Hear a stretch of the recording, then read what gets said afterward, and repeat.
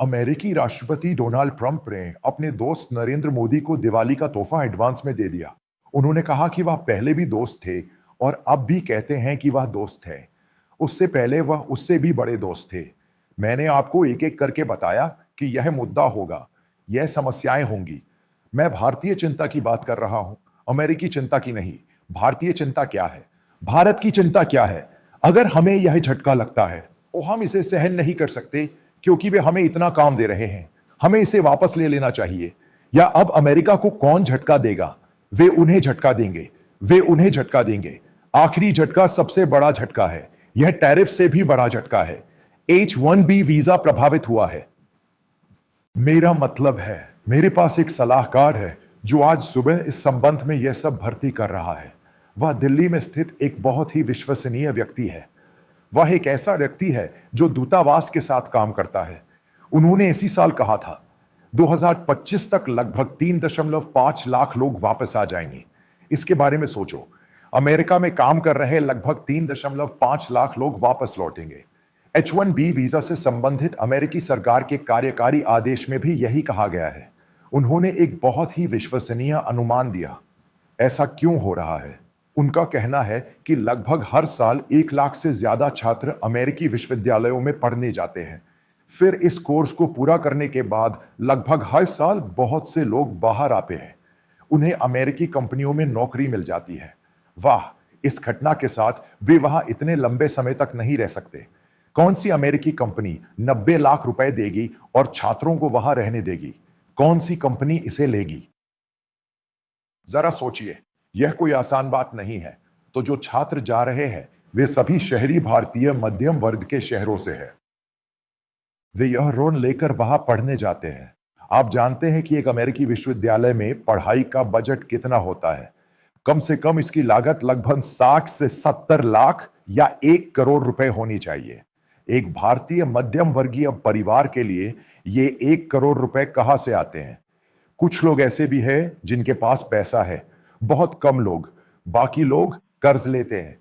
यही तो वो चाहते हैं, स्कॉलरशिप है। अगर उनके पास सब कुछ हो भी जाए, तो जो लोग वापस लौटकर ये कर्ज चुकाएंगे, वो कैसे चुकाएंगे? मैं भारतीय चिंता की बात कर रहा हूं। मैं अमेरिकी चिंता नहीं हूं। भारतीय चिंता का विषय। मैं ऑपरेशन सिंदूर और उसके बाद ट्रंप और मोदी के साथ पैदा हुई समस्या की बात कर रहा हूं। मैंने आज पहले ही ये कह दिया था, ये सब होगा। मैं इन सब का सामना करने के लिए तैयार हूं। अब मुझे समझ आ रहा है कि भारत सरकार को जरा भी अंदाजा नहीं था कि ट्रंप ऐसे फैसले लेंगे, क्योंकि सोशल मीडिया पर यह भयानक बहस चल रही थी कि उन्हें वापसी की उड़ान का खर्च उठाना चाहिए। ये कौन चुकाएगा? समझ रहे हो तुम क्या कह रहे हो? नरेंद्र सुरेंद्र किकर? बात ही नहीं। यही तो मुद्दा है। हमारे रोजमर्रा के मामले ये हमें सचमुच प्रभावित करते हैं। इसी तरह एक और जरूरी बात, एक मुख्य बात, यही कहा जा रहा है। अभी अमेरिका में ऐसे लोग हैं जिन्होंने अपनी पढ़ाई पूरी की है और H-1B वीजा पर वे वहां जा रहे हैं। एक मोटा मोटा हिसाब है कि लगभग 7 लाख भारतीय हैं, चाहे वैध हो या अवैध। फिर आप पूछो, क्या अवैध है? यानी कुछ कंपनियों में जब वे अमुक भाषा का टर्म पूरा कर लेते हैं, तो वे वहां नौकरी छोड़ देते हैं। वे दूसरी कंपनी में चले जाते हैं। फिर वहां उनकी दूसरी नौकरियां और प्रोग्राम होते हैं। यही इसका दुरुपयोग है। फिर ऐसे लोग हैं, तो इन सबको मिलाकर उनका नवीनीकरण, यानी अमेरिका में काम करने वालों का नवीनीकरण, यह वीजा 3 साल के लिए दिया जाता है। वह नवीनीकरण हर साल इसी समय होता है। अगर वह नवीनीकरण होता भी है, तो मुझे 1 करोड़ लगभग 90 लाख रुपए देने पड़ते हैं। मेरे रिश्तेदार हैं, मेरे दोस्त के बच्चे हैं, मेरे जानने वाले सबसे करीबी लोग हैं। ये सब इस देश में रहने जा रहे हैं। ये मौज मस्ती करने नहीं जा रहे हैं, क्योंकि यहां ना बैंक है, ना नौकरी, ना पैसा। हमें अच्छी तनख्वाह मिलेगी। हम खाड़ी देशों में अपना कारोबार कैसे चलाएंगे? हम यहां वहां जाकर काम करेंगे, क्योंकि यहां हमारी कोई नौकरी नहीं है। जो लोग वहां जाते हैं, उनकी संख्या बहुत कम होती है। ये तकनीकी विशेषज्ञ जो वहां जाते हैं, वही रहते हैं और फिर उन्हें पारिवारिक वीजा मिल जाता है। वे अपने बच्चों को वहीं शिक्षा देते हैं। ऐसे ही चलता है। और जब इसका उन पर भी असर पड़ता है, तो वे हर साल इसके बारे में सोचते हैं। वे भारत आते हैं और अपनी तनख्वाह भेजते हैं, जो लगभग 50 से 60 अरब डॉलर सालाना होती है। क्योंकि उनके पास यहाँ घर है, कार है, ये सब उनके परिवार, उनकी बहनों या उनके दूसरे लोगों का पेट पालने के लिए है, उन्हें उनकी पढ़ाई का खर्च भी उठाना है, ये सब भी। मैंने जो कहा वो ये है कि मेरे पास एक अमेरिकी वाणिज्य दूतावास है। मैं एक भारतीय हूं। मुझे वहां मौका मिला है, मुझे कनाडा में मिला है, मुझे ऑस्ट्रेलिया में मिला है, लेकिन मैं वहां कभी नहीं गया क्योंकि मेरी उसमें कोई दिलचस्पी नहीं है। लेकिन क्योंकि मैं एक वाणिज्य दूतावास हूं, मुझे पता है कि ये सब होगा। ऐसा नहीं है। बस बेवकूफ लोगों को बुलाओ और कहो कि हम उन्हें कहां बिठाएंगे। क्या हम उन्हें यहां नौकरी देंगे? क्या यही स्थिति है? क्या मैंने यही नहीं कहा? बहुत सी चीजें हैं जो मोदी को पहले करनी चाहिए। अमेरिका को चुनौती मत दो। अमेरिका हमें बहुत सारी नौकरियां देता है। बहुत से लोग वहां जाते हैं और काम करते हैं। अमेरिकी कंपनियां भारत में सबसे ज्यादा नौकरियां देती है। इसके सारे संकेत मूल रूप से 1 महीने पहले दिखाई देने लगे थे, क्योंकि उनके बीच संबंध बहुत खराब हो गए हैं। अब भारत में केवल भाजपा के आईटी सेल के पास ही रिक्तियां है। अगर वे कहते हैं कि जितनी चाहे उतनी रिक्तियां है, तो वह वेतन है। अगर वे कहते हैं कि अमेरिका भुगतान करता है, तो कल का वेतन दिया जाएगा। ये सभी सोशल मीडिया से भाजपा और नरेंद्र मोदी की बात कर रहे हैं। उन्हें भुगतान करना चाहिए। फिर गोबर की तकनीक पर विशेष कक्षाएं होती हैं। गोमूत्र पर काफी शोध हो रहा है। अब इन तकनीशियनों के लिए इस पर शोध करने का सही समय है, क्योंकि उनके पास जितना समय चाहिए उतना है, वरना यहां ना काम मिलेगा न वजीफा। मैं आपको ठीक ठीक बताता हूं। एक अनौपचारिक अनुमान के अनुसार पिछले 3-4 महीनों में यहां लगभग 30 से 40 हजार तकनीशियनों की नौकरियां चली गई हैं।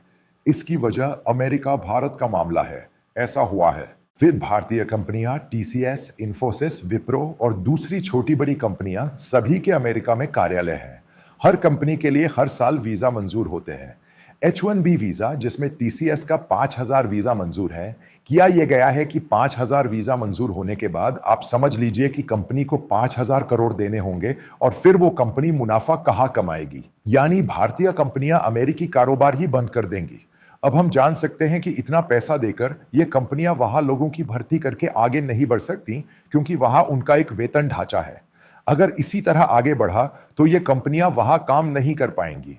और एक और बात है, जब आप कुशल और अकुशल कहते हैं, जब अमेरिका में बेरोजगारी भयंकर होती है, वहां लोगों को नौकरी नहीं मिल पाती। ऐसे में जब वहां संकट होता है, तो उन्होंने भारत के साथ अपने रिश्ते बनाए रखने के लिए H1B वीजा की बात कही।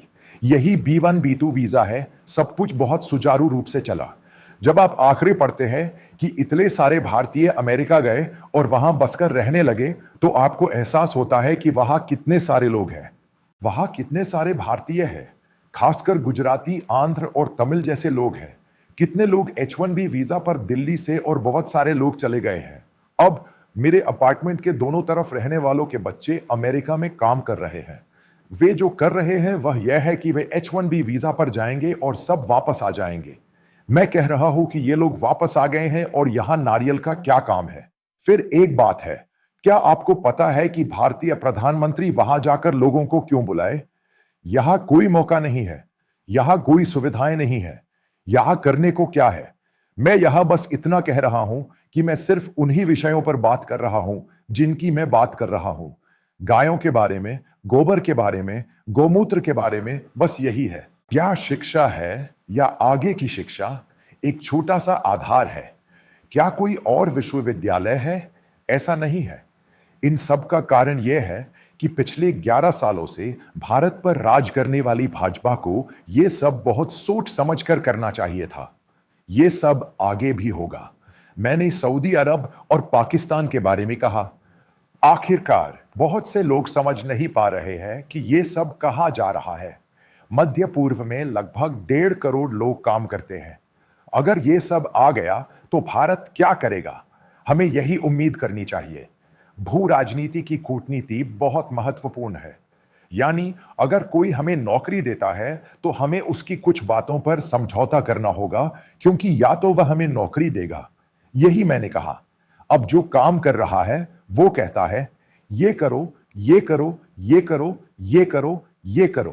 कुछ पाबंदियां हैं। इसलिए उनके हितों की रक्षा होनी चाहिए। उन्हें अपने हित में आगे बढ़ना चाहिए। इसकी शुरुआत नरेंद्र मोदी ने की थी। रूसी समूह ने इसे सबसे बड़ा मुद्दा बना दिया। उन्होंने अनावश्यक चीजों को खरीदा और दो परिवारों, अडानी और अंबानी, के लिए इसे बनाया। वो सारा पैसा विदेश ले गए। उन्होंने कमाया, उन्होंने अपना सारा पैसा विदेश ले जाकर बस गए। क्या आपको पता है कि पिछले साल कितने लोग भारत छोड़कर गए, अमेरिका में निवेश करने का दावा करते हुए, और फिर अपनी सारी नागरिकता लेकर सुदूर उत्तर की ओर चले गए? 4,000 से ज्यादा लोग। यानी कोई दुबई गया, कोई यूरोप गया, यानी भारत आया। 200 से 300 करोड़ के टर्नओवर वाली कंपनियां भारत में अनिश्चितता के कारण ये सब वापस लौट गई, और इसी बीच ये भी वहां वापस आ गया। यानी भारत के युवाओं, जेड पीढ़ी के बच्चों का कोई भविष्य नहीं है। यही स्थिति है। उनके बच्चे लौट रहे हैं, पढ़ने जा रहे हैं, नौकरी नहीं है, लौट रहे हैं, ऐसे इधर उधर नहीं जा सकते। भारतीय कंपनियां एक बांध बन गई हैं और इससे उन्हें बहुत नुकसान हो रहा है, और ये उन्हें गहराई से प्रभावित कर रहा है। कई मुद्दे जो बन गए हैं, मोदी सरकार उन पर सामना भी नहीं कर पा रही है। उन्हें नौकरी देनी चाहिए। नौकरी कहां देंगे? उनके परिवार कैसे जिएंगे? दलिया केवल खाना, जिंदगी कैसे जिएंगे? वो कैसे आगे बढ़ेंगे? वो अपने बच्चों को कैसे पढ़ाएंगे? वो अपने घर की ईएमआई कैसे भरेगा? वो खाना कपड़ा कैसे जुटाएगा? ऐसे ही चलता रहेगा। कोई भाला नहीं है। यही वहां की सच्चाई है। क्या आप समझते हैं कि यहां ज्यादातर स्टार्टअप कहा जाता है? स्टार्टअप ही है। पिछले 6-7 महीनों में लगभग 28% स्टार्टअप बंद हो गए हैं, क्योंकि भारत की व्यवस्था ही ऐसी है। मेरे जानने वाले कई लोगों ने कई स्टार्टअप शुरू किए हैं और कई मुद्दों पर बातचीत करने के लिए एक साथ आते हैं। जब वे अपना काम पूरा कर लेते हैं तो वे उस बैंक में जाते हैं जिसके बारे में वे बात कर रहे होते हैं। जब वे अपना काम पूरा कर लेते हैं तो उस बैंक के मैनेजर को समझ नहीं आता कि वे क्या कह रहे हैं, क्योंकि यही भारत की व्यवस्था है। जब वे अपना काम पूरा कर लेते हैं, यानी सबसे अमीर बच्चे, जब वे वापस आते हैं तो उनके पास कोई विकल्प नहीं होता, ना अपने परिवार के लिए, ना अपने बच्चों के लिए। भारत जाने का यही रास्ता है। नरेंद्र मोदी सरकार को यही झटका लगा है। H1B वीजा एक बड़ा झटका है। कहा जाता है कि अगर आप वापसी का किराया नहीं देंगे तो वे यहां वापस नहीं आएंगे। यही वह स्थिति है जिससे सबसे ज्यादा धक्का लग रहा है। गुजरातियों को सबसे ज्यादा झटका मोदी के मैडिसन स्क्वायर और हाउडी मोदी कार्यक्रम से लग रहा है। वहां H1B वीजा वाले तो गए थे, वहां नागरिक के तौर पर काम करने वाले सब लोग इस समय कहां हैं? ये वही लोग हैं जिन्होंने मोदी को वैश्विक नेता बनाकर इस घटना का समर्थन किया था। लेकिन हमें ये सब पहले से ही समझ लेना चाहिए था। बस इस वाक्य के अलावा रास्ते में कुछ नहीं होगा। स्टेट्समैन ने यही कहा था। वो बात मोदी के बिना ही चली गई और उन्हें मनचाही सजा दे दी। भक्त भी गए और मनचाही लिख दी। आखिरकार जब उन्हें मार पड़ी तो अब पकड़े गए। इस पिच में कुछ नहीं टिकेगा। ऐसा नहीं होने वाला है। मैं आपको इस अमेरिकी टैरिफ से जुड़ी एक घटना बताता हूं। मैंने जो कहा वो हो रहा है। पीयूष गोयल और राकेश राव ने क्या कहा? 12-13 के आसपास वो टैरिफ कम कर देंगे और दूसरे पॉजिटिव टैरिफ बदल लेंगे। नवंबर में क्या होगा? मैं इसके बारे में विस्तार से एक वीडियो बनाऊंगा। यही होने वाला है। अगर आपने ये पहले किया होता तो ये मुद्दा बदल जाता। मोदी की अज्ञानता, 7वीं कक्षा और बस्ट इसके कारण है। हमें केंद्रित होकर समझना होगा कि क्या हो रहा है, सोच क्या है। यही इसका सार है। भारत वो महान देश जिसने कहा कि भारत को आगे बढ़ना चाहिए, लेकिन अगर हम अमेरिका जैसे मजबूत देश के सामने खड़े होंगे तो दुनिया के सभी देश हमारे खिलाफ हो जाएंगे। इसकी शुरुआत अमेरिका से हुई। आपने इसके बारे में सुना होगा। इसकी शुरुआत यूरोपीय देशों में हुई। अगले महीने यूरोपीय देशों में इसकी घोषणा की जाएगी। वे काम करने आए कई लोगों को वापस भेजना शुरू कर देंगे। यह क्या बकवास है? मेरे प्यारे संघ परिवार के सदस्यों ने मुझे बताया, यहां क्या है? पूरे देश में गाय का गोबर और मूत्र घूम रहा है। क्या आपने यही सीखा है? आपने इसे वैसे नहीं किया जैसा आपने किया। आपने इसके लिए जो कीमत चुकाई है वह भयानक है। एक भारतीय जो कीमत चुकाता है उसकी गणना करना असंभव है, क्योंकि उसने अपना पूरा जीवन दिखाया। यही उसने कहा। यह एक बेहोश व्यक्ति है जिसने यह सब किया। अमेरिका ने दिवाली के लिए भारत को सबसे बड़ा उपहार दिया है। व्हाइट हाउस ने दिवाली मनाई, एक बड़ी घटना। मैंने भी मनाई। मैं एक ऐसा व्यक्ति हूं जो दिवाली मनाता है। इस बार एक उपहार है जो मुझे दिवाली से पहले मिला है। यह एक भारतीय के जीवन में इस तरह से बना है कि वह अपने जीवन में कभी नहीं भूलेगा। मोदी और उनके दोस्तों ने इसे बनाया है। यह मोदी और उनके दोस्तों द्वारा 11वें वर्ष में भारतीयों को दिया गया सबसे बड़ा योगदान है।